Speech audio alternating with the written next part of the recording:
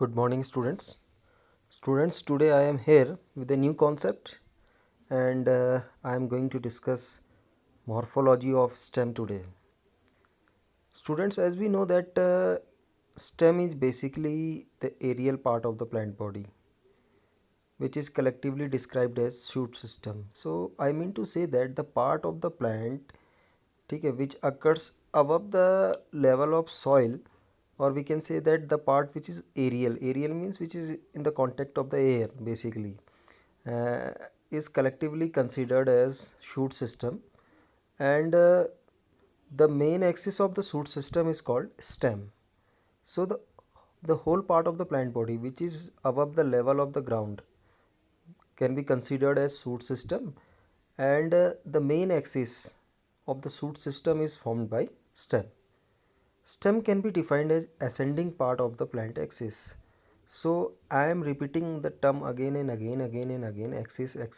So what is axis? Initially I want to discuss which part can be referred as axis. तो axis का मतलब वो है जिसके चारों ओर कई सारी चीज़ें लगी हुई हैं.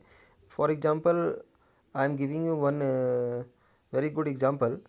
एक्सिस का मतलब हम कह सकते हैं कि जैसे एक लंबी सी स्टिक है और उस स्टिक से चिपक करके बहुत सारी चीज़ें उसमें सजाई गई हैं, तो हम कह सकते हैं कि जो मेन स्टिक है उसको तो हम एक्सिस बोल देंगे.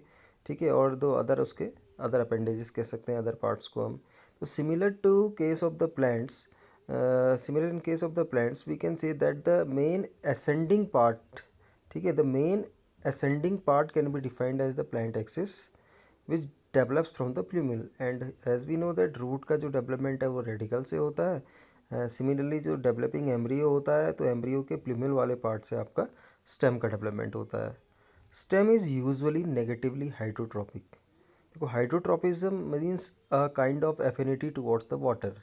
ठीक है, तो अब स्टेम जो है वाटर से दूर भागता है. रूट्स तो हैं जो पॉजिटिव हाइड्रोट्रोपिज्म शो करती हैं, और जो स्टेम है वो प्लांट से, यानी प्लांट का जो स्टेम है वो वाटर से दूर जाता है, तो उसको हम कह सकते हैं कि नेगेटिवली हाइड्रोट्रोपिक होता है stem.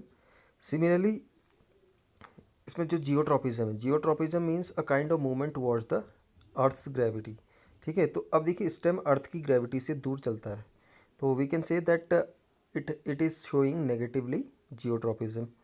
And positive phototropic means it always grows towards the sunlight. यानी स्टेम की जो ग्रोथ का डायरेक्शन होता है ज़्यादातर हमेशा वो क्या होता है, टुवर्ड्स द सनलाइट होता है. तो हम कह सकते हैं कि the stem shows positive phototropism.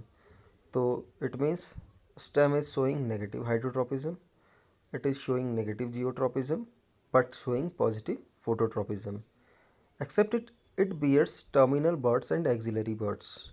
ठीक है, in the axil of the leaves for growth.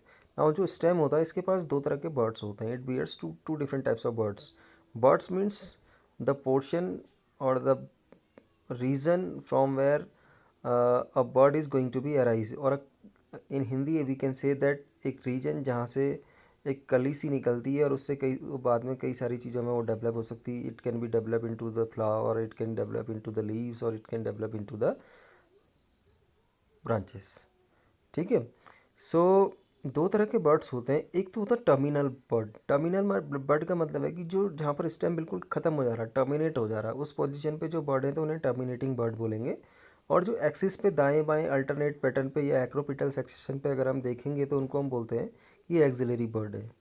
Now stem is differentiated into nodes and internodes. Now you know very well that nodes का मतलब वो रीजन, वो पार्ट जहाँ से ब्रांचेज अराइज हो रही हैं, जहाँ से लीफ अराइज हो रही है, जहाँ से फ्रूट्स अराइज हो रहे हैं, these are called nodes. And the distance और the length of the plant between two consecutive node it is called as internodes. ठीक है, at the nodes it produces dissimilar organ. तो नोड से dissimilar organ बन सकते हैं. For example dissimilar से leaf है, फ्लावर के कतई क्या है आपकी डिसिमिलर है, वी कैन से दैट. और इसी के साथ साथ the nodes can produce similar organs like branches which always grow exogenously. Exogenously का मतलब बाहर की ओर, that is originate from the outer tissue. The young stem is green and is capable of performing photosynthesis. तो यानी initial stage पे जब stem young होता है तो ये ग्रीन कलर का होता है और फोटोसिंथेसिस की प्रोसेस में हेल्प करता है. नाउ अब I am talking about buds. There are two types of buds, vegetative bud and floral bud. Now what is the difference between vegetative and floral bud? I am going to differentiate right now.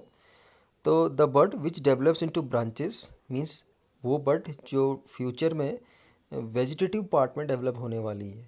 Vegetative part means which is not participating in the process of the reproduction is called vegetative bud. While floral bud, the bud which is in future is going to be develop into flowers are called as floral buds, यानी reproductive part में develop हो रही हैं. ठीक है. Except it there are some buds. I am going to show you with the help of figure apical bud. As you know that apical term is used for the topmost region. ठीक है. तो आप देखेंगे कि जो stem का top most reason है वहाँ पर आपको एपिकल या टर्मिनल बर्ड आपको नज़र आएगी. ठीक है. Is it clear? So located at the apex of the stem. वहीं एक्सिलरी बर्ड का मतलब है जो एक्रोपिटल सेक्शन पे, यानी एक्सिस पे दाएं बाएं आगे ऐसे आगे की ओर बढ़ेंगी, उनको हम बोलेंगे एक्सियल बर्ड्स. ठीक है. These are located on the axials of leaves. ठीक है. एक होती है accessory buds. Accessory buds are located on the sides of the axillary bud. तो एक्सिलरी बर्ड के ही साइड पे कुछ बर्ड्स प्रेजेंट हो सकती हैं. Now here you can see that where are axillary bud and you are observing axial buds. देखिए आप एक्सिलरी बर्ड्स के साइड पे आप देख रहे होंगे. ठीक है. या इनके साइड पे या इनके ऊपर आप देख सकते हैं कि आपकी एसेसरी बर्ड्स होती हैं. एक फोर्थ टाइप की बर्ड भी होती है, इसको एडवेंटियस बर्ड बोलते हैं. Adventitious bird is not located at the area of the notes, यानी ये नोट्स पे ना होकर के कहीं अदर रीजन्स पे प्रेजेंट होंगी. तो these are called as adventitious buds. Finally I want to discuss functions of the stem. As we know that the primary function of the stem is to produce and support lateral appendages such as branches, leaves, flowers and fruits, as well as it also help in the conduction of water and minerals in different parts of the shoot, as well as transportation of food which is referred as translocation. तो मैंने कहा कि जो primary function है stem का, तो इनका primary function जो है प्लांट्स को सपोर्ट देने का है, और साथ में ये सपोर्ट किसको प्रोवाइड करता है, जो लेटरल अपेंडेजेस, यानी प्लांट्स की लेटरल साइड पे वेरियस अपेंडेजेस अराइज हो रहे हैं, लाइक ब्रांचेज हैं, लाइक लीव्स हैं, लाइक फ्लावर्स हैं, लाइक फ्रूट्स हैं. इनको सपोर्ट देने का काम करता है या इनका प्रोडक्शन का काम करता है, क्योंकि इन्हीं में नोट्स होते हैं, इन्हीं में बर्ड्स होती हैं, इन्हीं से ये सारी चीज़ें अपेंडेजेस आपकी प्रोड्यूस हो रही हैं. Except it also helps in the transportation of mineral और वाटर. तो आप कहेंगे कि मिनरल और वाटर का ट्रांसपोर्टेशन तो जाइलम करता है, but this xylem is also present in side the stem. ठीक है. सिमिलरली ये फूड के ट्रांसपोर्टेशन में मदद करता है थ्रू फ्लोएम. ठीक है. एक्सेप्ट इट स्टेम में however get modified to perform additional functions. So what are these? I am going to discuss one by one. तो सपोर्ट और लेटरल अपेंडेजेस के प्रोडक्शन के बावजूद इनका कुछ के अलावा ये कुछ एडिशनल फंक्शंस को भी परफॉर्म करता है, like storage of food and water. Later on when I will discuss about the modification then I will discuss it in brief. ठीक है. तो storage of food and water में हेल्प करता है. proliferation and propagation को in other words we can say that it helps in the reproduction also. ठीक है. It procuring support for climbing, यानी क्लाइंबर्स होते हैं कई सारे प्लांट, उनमें क्लाइंबिंग करने में हेल्प करता है, ऊपर चढ़ने में, सनलाइट की टुवर्ड द सनलाइट ग्रोथ करने में मदद करता है. ठीक है. इसके अलावा पेरिनेशन में हेल्प करता है. पेरिनेशन का मतलब क्या होता है कि अनफेवरेबल कंडीशंस में प्रोटेक्ट करके रखता है. तुमने देखा होगा कि ऑटम सीजन में मोस्टली जो लीव्स हैं, वो फ्रूट्स हैं, फ्लावर्स हैं, सारे के सारे क्या होते हैं, गिर जाते हैं, फॉल ऑफ कर जाते हैं, एंड केवल स्टेम होता है, यानी कि जो एडवर्स कंडीशन है उनमें प्लांट को सर्वाइव करे रखने में मदद करता है, क्योंकि इसमें कई सारी चीज़ें स्टोर हो जाती हैं. मेटाबॉलिक रेट स्लो है तो इजीली ग्रो कर जाता है फेवरेबल कंडीशन आने पे.